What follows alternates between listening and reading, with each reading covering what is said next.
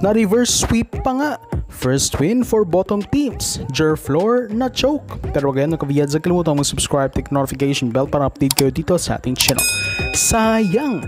Yan lang ang salitang mabibitawan ng mga fans sa low-key pero naging mahalagang laban para sa bottom team sa PVL na Jerflor Defenders at Galleries Tower High Risers.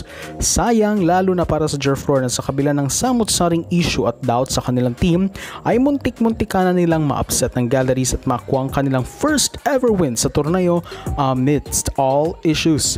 Pero dito nangyari matapos na ma-reverse sweep sila ng Galleries in 5 exciting sets sa mga score na 18-25, 24-26, 25-23, 25-18 at 15-11. Well, 5 sets ang laban pero di ito ang usual 5-setter na talagang pangmalakasan dahil as expected sa dalawang bottom teams ay maraming puntos dito ang mula lang naman sa errors nila at marami ring lull moments dahil sa mga shaky passes ng bawat teams.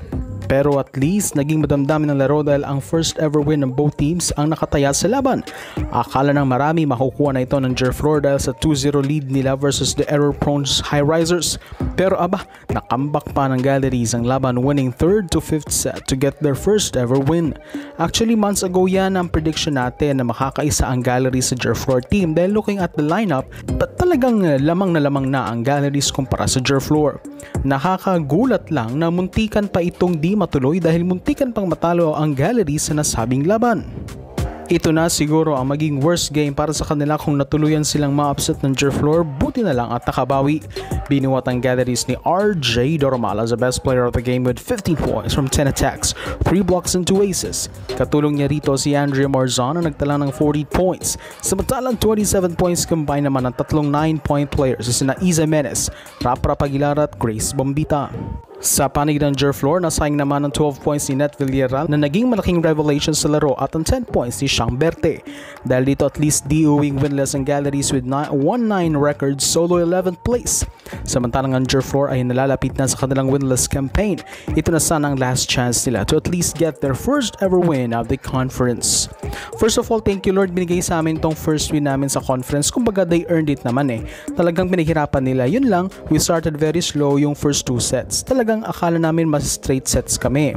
Pero good thing is, alam natin yung ladies na talagang lalaban at lalaban. Yun nga lang, nagpabugbog tapos sa dulo magtatrabaho ng todo. So yun, pinaghirapan ng bawat puntos. Yan ang pahayag ni Galleries coach Lerma Hiron. Matapos ang laban, for the kalat naman ng Jerflor sa kanilang official Twitter account. Matapos na mag-post ito ng laugh trip na reverse sweep pa nga. Pero sa huli, nakakatuwa na binigyan ito ng credit ng Galleries sa ginalawa sa kanila. Pero very proud naman ng Jerflor sa kanilang pinakitang laban. At least, medyo magaan na ang loob ng mga players matapos na medyo maresolba na ang kanilang issue. Siguro epekto ito ng may sweldo na. Congrats to both teams. So, for Singapore, support this channel, please subscribe and notification bell to updated only coming videos.